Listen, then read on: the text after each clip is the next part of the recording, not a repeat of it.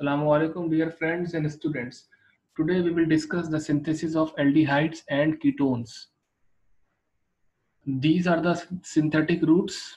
The first two routes are for the synthesis of aldehydes and ketones. And the third route, it is specific for the synthesis of aldehyde. And the last two routes are for the synthesis of ketones.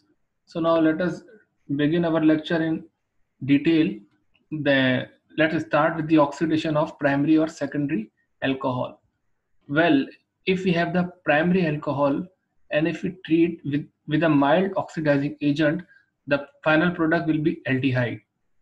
Here, one thing I would like to add, that we have used PCC, which stands for pyridinium chlorochromate, which is a mild oxidizing agent.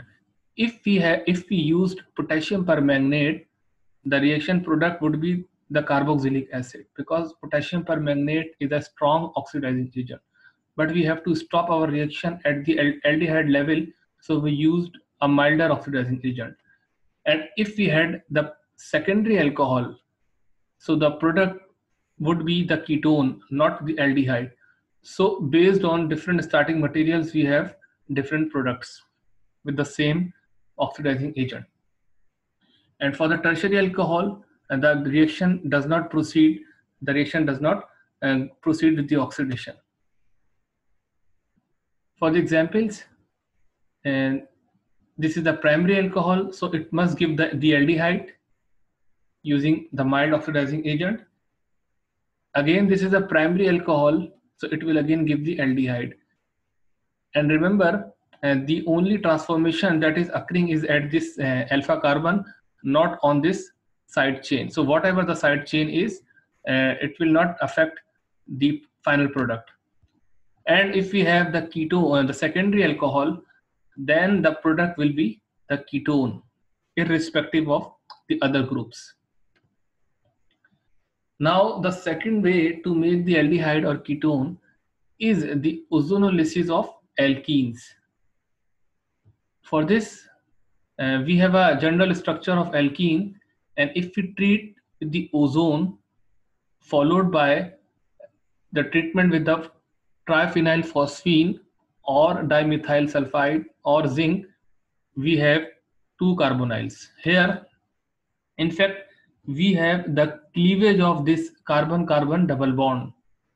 And as you could see, when this carbon-carbon double bond is broken, we have the oxygen on both carbons as a doubly in a doubly bonded manner.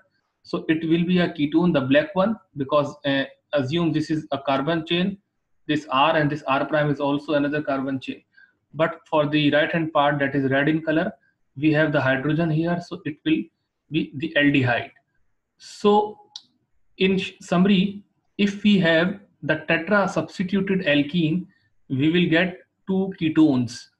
If we have the tri substituted alkene, like which is being shown here, we will get one ketone and one aldehyde.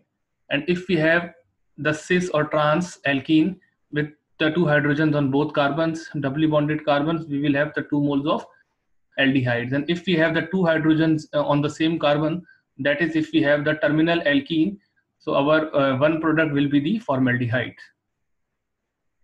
And here we could use any of these three reagents that we will discuss in the mechanism.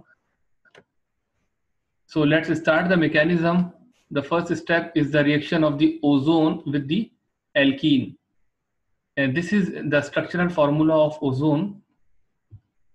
So the reaction initiates with the pi bond attack to the terminal oxygen of the ozone, and doing so this pi bond will be broken, and we have the attack of this terminal oxygen of the ozone to the second carbon of the alkenic bond, olefinic bond. So overall it's a 1,3 dipolar cycloaddition reaction.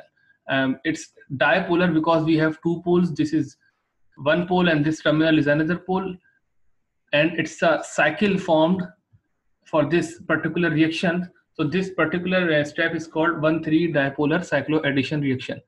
And in doing so, we have got the primary ozonide, the three oxygens which are directly connected to each other are linked with the two olefinic carbons.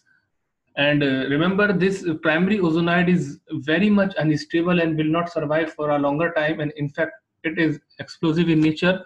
So this ozonide will be cleaved immediately.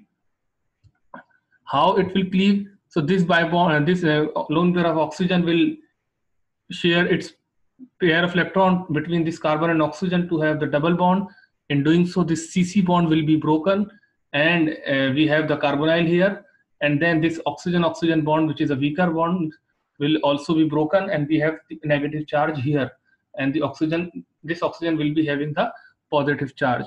So these are the products that we will get. But the reaction will not stop at this level.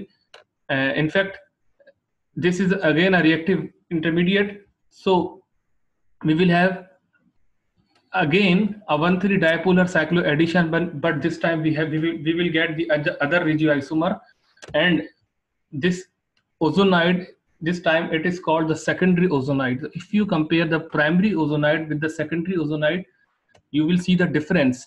In the primary ozonide, we have 3 oxygens directly linked, but in secondary ozonide, we have 2 oxygens directly linked, and then there is a spacing of carbon to have the third oxygen.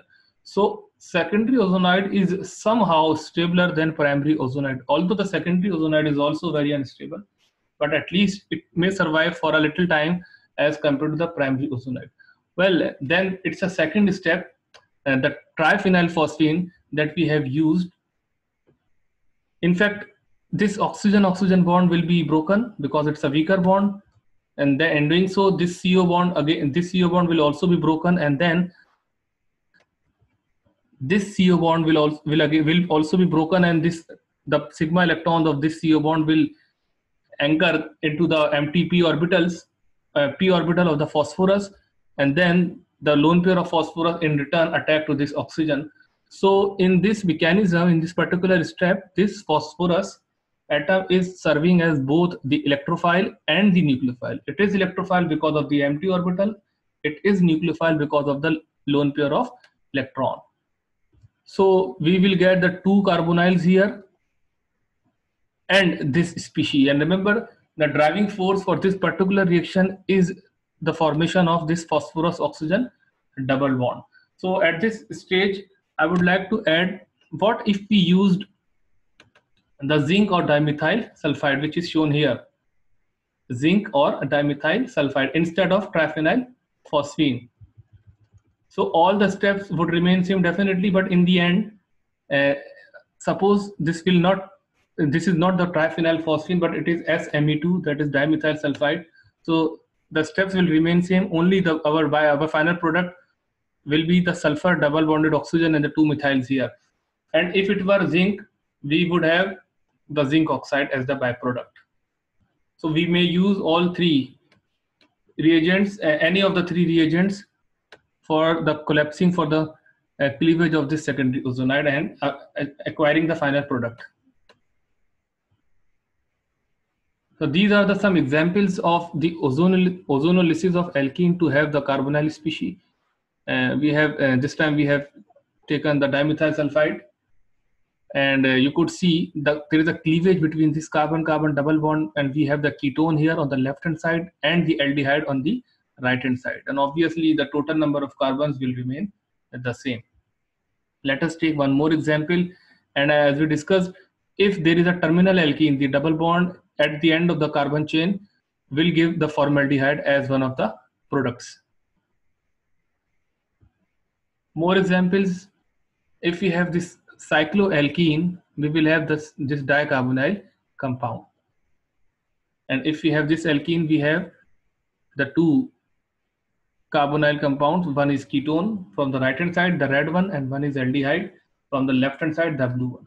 Here you may also consider one thing. If we have the acyclic alkene, such as this one, the final reaction, or these 2 reactions, if we have the acyclic alkene, we have 2 different carbonyl compounds formed because of the cleavage of this CC double bond.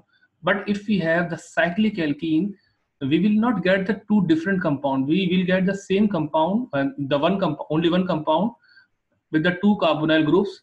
intact in the same molecule. So this is because of the nature of the alkene. This is cyclic in nature, and this one is acyclic in nature. So this is also a good guide to remember. If we get the two carbonyl groups in the same molecule, so the starting material must be the cyclic alkene, and if we have the two different carbonyl species, the starting material must be the acyclic alkene. Now let's take one case. Suppose this is a question, from which alkene are the following carbonyl compounds formed?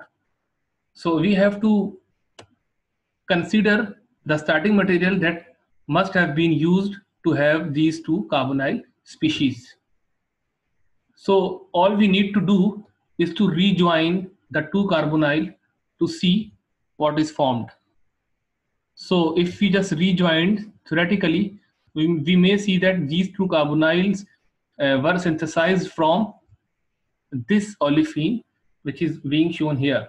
So if you again cut this carbon-carbon double bond from the middle, you will get this red aldehyde, which is the benzaldehyde, and this blue ketone, which is 2-pentanone.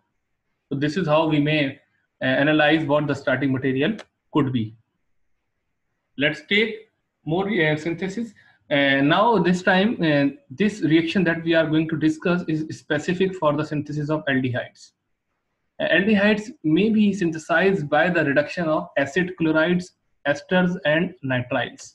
So let's discuss case by case. Suppose we have the ester or the acid chloride. If we treat with the lithium aluminum hydride, which is a good reducing agent, so we will get the aldehyde. But the problem is that the lithium aluminum hydride is very reactive reducing agent. So the reaction will not stop at this stage, but it will proceed further, and we will have further reduced product, that is the primary alcohol. So starting from the ester or the acid chloride, we will end to the primary alcohol and not to the aldehyde. It's because lithium aluminum hydride is a very powerful reducing agent, and aldehydes are easily reduced. So as we discussed, it gives primary alcohol, and we cannot stop at the aldehyde level. So we cannot use the lithium aluminum hydride itself for the synthesis of aldehyde, but we have a way. What if we reduce the reactivity of lithium aluminum hydride, or we use a relatively milder reducing agent? So in doing so, we may get the aldehyde. These are the two common reducing agents shown, which are specific for the synthesis of the aldehyde from the ester or acid chloride. You could see this red molecule, which is called lithium tri-tertiary butoxy aluminum hydride. It's a toned down version of the parent lithium aluminum hydride. In the lithium aluminum hydride, we had the 4 hydrogens connected with this central aluminum, but in this particular molecule, we have replaced the 3 hydrogens with the tertiary butoxy groups. And again, and also we have other molecule which is called diisobutyl aluminum hydride, which is in short called dibal. Now let's discuss some cases. If we have the acid chloride and we treat with the lithium tri-tertiary butoxy aluminum hydride, we may end up with the aldehyde and not with the alcohol. And if we have the ester and we treat with the diisobutyl aluminum hydride, again we will end up with the aldehyde. And for the nitrile, we may also get the aldehyde. For the nitrile, we will discuss because one thing is very interesting to know when we will discuss the reduction of the nitrile. So now let us begin with the acid chlorides reduction. First of all, let me recall you how acid chloride is formed. It is formed from the corresponding carboxylic acid treated with the thionyl chloride. We may also use the phosphorus trichloride or the phosphorus pentachloride. So once we have formed this acid chloride, then treat with this milder reducing agent to have the aldehyde. This is the example. If we have this acid chloride, when we treat this mild with this mild reducing agent, we may have this aldehyde form.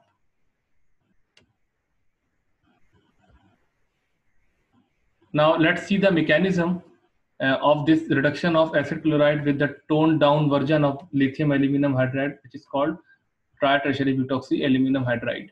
First of all, it's a chelation between the carbonyl oxygen and the positively charged lithium, and then there is a hydride delivery from this tri-tertiary butoxy aluminum hydride to this electrophilic carbonyl carbon, and in doing so the pi bond will be broken and we will have the oxygen as carbon oxygen lithium bond. And then there will be a step called transchelation, and this oxygen was chelated with the lithium, but now it will chelate with more electrophilic center, that is aluminum center. So this oxygen will chelate with this aluminum, and then this pi electron will collapse here and the chlorine will depart from the system to have this intermediate with the byproduct of lithium chloride. And now at this stage, if water is added, that is called reaction workup, we will end up with the aldehyde. Now let's discuss about the reduction of the ester or the nitrile, which may be reduced into the aldehyde using diisobutyl aluminum hydride. Let's start from the ester. The first step will be the chelation of this oxygen to the empty orbital of aluminum to have this complex, and then again there will be the hydride delivery from this dibel on this carbonyl carbon with the breakage of this pi bond to afford this intermediate, and after adding water this intermediate will be converted into the aldehyde and the byproduct. Now let's discuss the reduction of the nitrile with diisobutyl aluminum hydride. Remember, treating nitrile with dibel gives us the aldehyde, but treating nitrile with the lithium aluminum hydride, it will not give us the aldehyde, but it will give us the primary amine. So it's a difference between the product of treating nitrile with the lithium aluminum hydride and nitrile with the dibel. So now let us begin. The first step will be the same, the chelation of this nitrogen with the aluminum to have this complex, and then the hydride transfer to this nitrilic carbon to have this intermediate which will be quenched to the corresponding aldehyde. Now let's take some examples. Suppose we have this cyclic ester which is called lactone. If treated with the dibel, we have the aldehyde. So this CO bond will be broken and we have the hydrogen here on this carbonyl carbon, which is shown in green. And after workup, we will have the hydrogen also on this oxygen, which is shown in blue. So overall, it's a reduction of this lactone into the aldehyde. And if we have the nitrile, and if we treat with the dibel, we will end up with the aldehyde. And here you could count the number of carbons; they must remain the same. So these are 6 carbons, so they must also be the 6 carbons. Now let's take another method to synthesize a ketone. This time this reaction is specific for the synthesis of ketone, which is by the Friedel-Crafts acylation of the arenes. We have already discussed this reaction when we were learning the chemistry of the benzene. So let's relearn. When treated with this acid chloride, so when benzaldehyde is when benzene is treated with the acid chloride in the presence of aluminum chloride, we will have this ketone formed, which is in fact the acylation of benzene. So what is the mechanism? First of all, there is a complexation between this acyl chloride and the aluminum chloride, and then the generation of this acylium ion, which have 2 resonating forms. One is called the angular, the other is called the linear, and we know that linear acylium ion is more stable than the angular one because of the complete octet.